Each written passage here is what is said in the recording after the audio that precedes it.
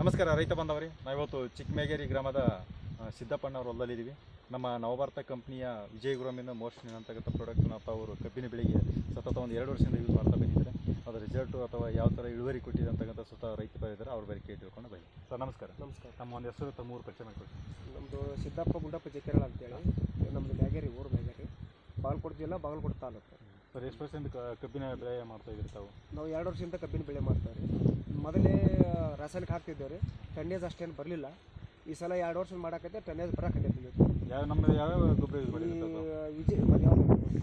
ವಿಜಯ್ ಗ್ರೋಮಿನ ಮತ್ತು ಯಾವುದು ಮೋಸ್ಟ್ ಅಂತ ಮಾಡಿ 2 ಹಾಕಿವ್ರಿ. ವಾಜ್ರ ಇವನ್ನೆಲ್ಲ ಹಾಕಕತ್ತಿಂದ ಸ್ವಲ್ಪ ಬೆಳೆ ಮೃದು ಆಗತೈತಿ, ಭೂಮಿನೂ ಮೃದು ಆಗುತ್ತೆ, ಚೆನ್ನಾಗಿ. ಈಗ ಮೊದಲ ರಾಸಾಯನಿಕ ಗೊಬ್ಬರ ಮತ್ತು ಈಗ ಸಾವಯವ ಬಳಸೋದ್ರಿಂದ ಅದಕ್ಕೆ ಟನ್ನೇಜ್ ಹೋಲಿಕೆ ಜಾಸ್ತಿ ಆಗಿದೆ. ಸ್ವಲ್ಪ ಜಾಸ್ತಿ, 1 ಪರ್ಸೆಂಟ್ ಜಾಸ್ತಿ ಬರಕತ್ತೈತಿ. ಜಾಸ್ತಿ.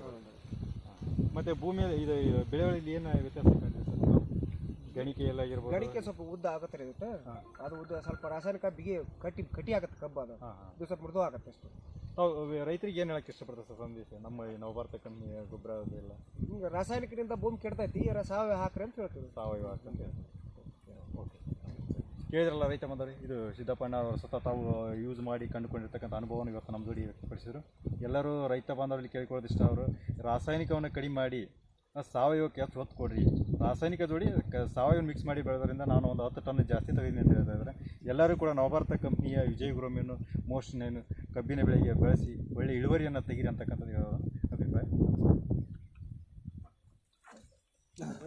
ಫೋಟೋ